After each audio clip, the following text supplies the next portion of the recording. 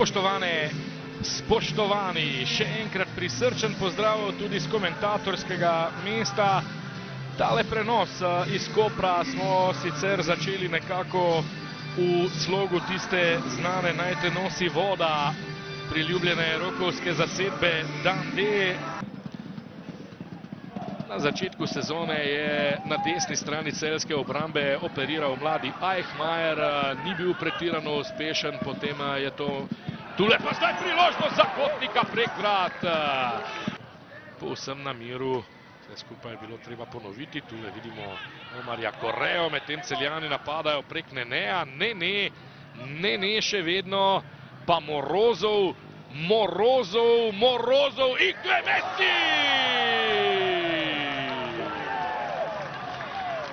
Messi, gol številka 3 v tej sezoni za 21-letnega Nigerica. Celjani od 29. minute v Kopru vodijo z 1-0 oziroma z 0-1.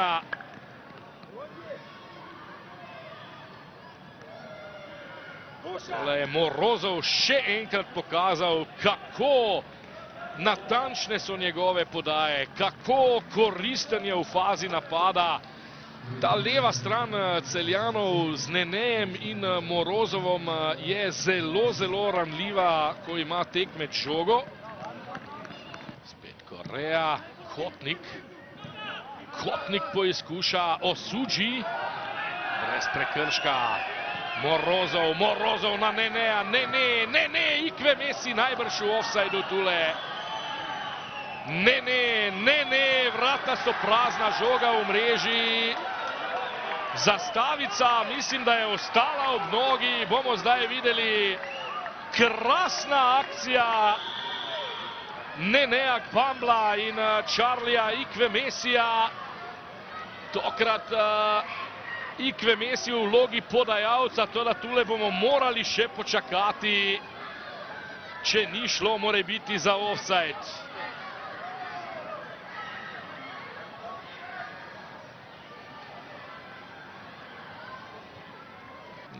Ni šel na žogo, kajti ta se je proti njemu odbila od Vrbanca, Nene pa se je zavedal, da je v prepovedanem položaju.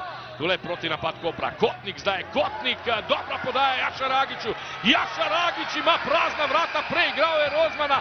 Jaša Ragić in šporn potem, ko Jaša Ragić vendarle ni najbolje reagiral. Povsem kontrolirajo potek tega dvoboja. Tule je zdaj priložnost za Janičiča. Golubović odbija v kot.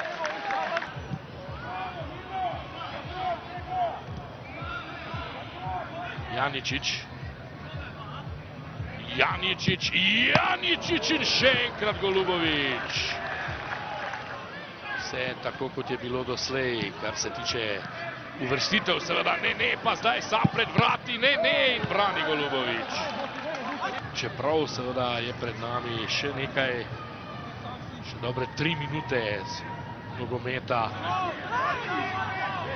V 3 minutah se je v nogometu seveda že znalo marsikaj zgoditi. Rumeni karton zdaj Bajde in Šipovac, če vidim prav. Rdeči karton Ivan Božič, rdeči karton, ne Bajde, ampak Ivan Božič.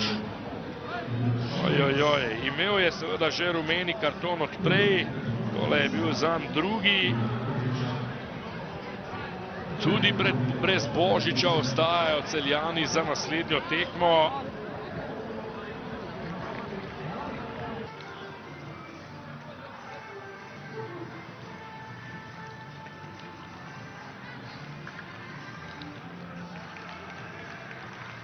Ja, hvala, Zoran Zeljković je ob meni. Zoran, Luka Vešner-Tičić je bil po tekmi zelo iskren, dejal je, res je bil drug sistem, ampak mi nismo bili pravi. Ne glede na sistem bi morali mi igrati bolje, biti bolj energični.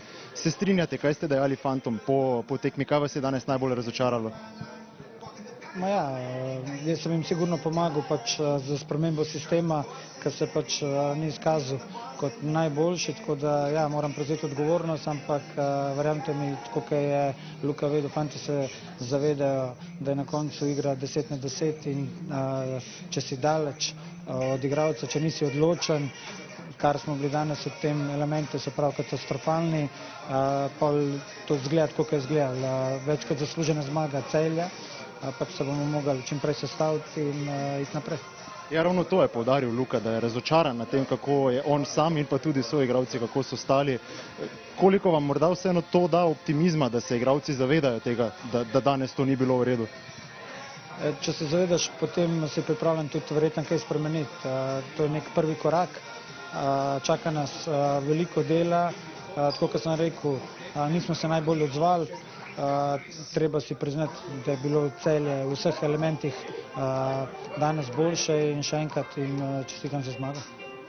Kaj pa zdaj na vas v naslednjih tednih, kaj boste naredili, najverjetneje tudi razmišljali o tem, da bi šli na tisti stari sistem, kaj tudi s Kotnikom, ko smo videli, da je imel obloženo z ledom mečno mišico, ne gre za težjo poškodbo ali vseeno? Ja, upam, da ni nič resnega, mislim, da gre vseeno za lažjo poškodbo. Ja, pač mogli bomo se malo organizirati, jaz verjamem, da lahko še kakšnega igralca pripeljemo, mislim, da vseeno imamo dovolj širok kader, ampak kvalitete nam še malo manjka, tako da bomo probali vse narediti, da se še malo okrepimo in da še bolje delamo. Prvenstvo je zelo dolgo, mi pač ne bomo odnehali. Vemo, kaj je naš cilj in s tem bomo strmeli. Darjan Roman, čestitke za zmago.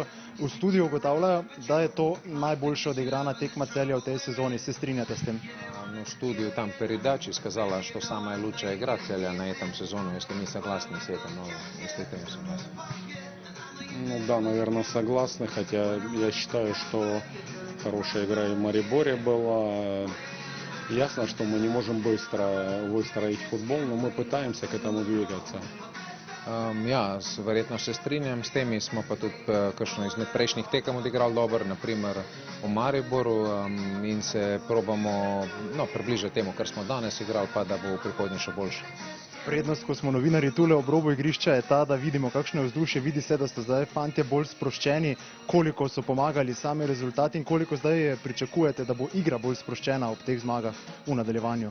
Видно, уже перед игрой было видно, что у нас настроение хорошее, что пацаны типа расслабились, и насколько этот счет будет повлиять на дальше.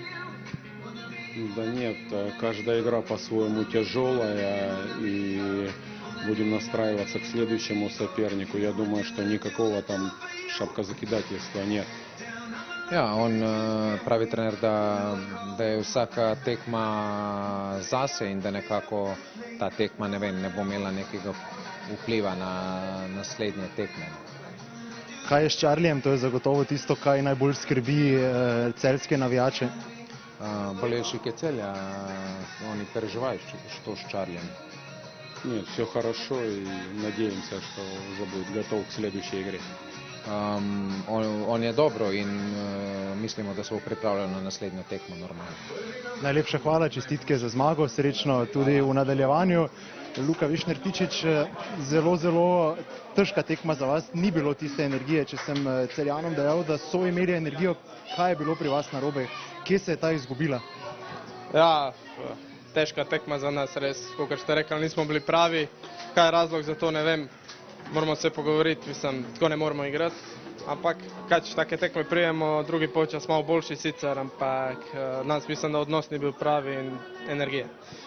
Zelo iskreni odgovor, hvala, ampak morda še vprašanje, nekako drugačna taktična postavitev danes, tudi najverjetneje zaradi odsotnosti Perisa. Koliko je bilo težje igrati na protinapade, ko na krilih niste bili toliko potentni? Pa ja, trener se je odločil zaradi Parisa ali zaradi ne, ampak kakršenkoli sistem igramo, moramo boljši. Sistem dan sigurno ni bil kriv, da smo štartali tako tekmo in tako igrali. Smo prvi polčas, tako da jaz mislim, da moramo boljši, da je bil karakter dan skriv. Ob meni je nasmejani kapetan Celja, Nino Kauter. Nino, izgledali ste zelo energični, niste dopustili Kopru nobene omembe vredne situacije, mora biti v prvem polčasu neka priložnost. Kako to, da ste bili tako čvrsti na sredini? Ja, najprej bi rad čestitao ekipi za borbenost, za pokazani pravi karakter. Ja, mi smo stali dobro na igrišću, Kopru smo preprečili te dolge protinapade, kaj maj, kaj točne diagonale in pokazali kvaliteto v napadu in dvakrat zadeli. V drugem polčasu je ritem nekoliko padel tudi zaradi zgodnejšega termina. Je bilo naporno, predvsem v tistem soncu v prvem polčasu igrati, ste izgubili veliko energije? Ma dobro, malo se je poznalo, samo mi smo to navajeni, ker treniramo dobro in pač, ja, tekmo pripravili do konca in glavno, da smo svili 3 pike in to je to. Dober niz, odličen niz, ampak ni še konec težkega niza, nadaljuje se vse skupaj v naslednjem krogu. Koliko ste zdaj samozavestnejši?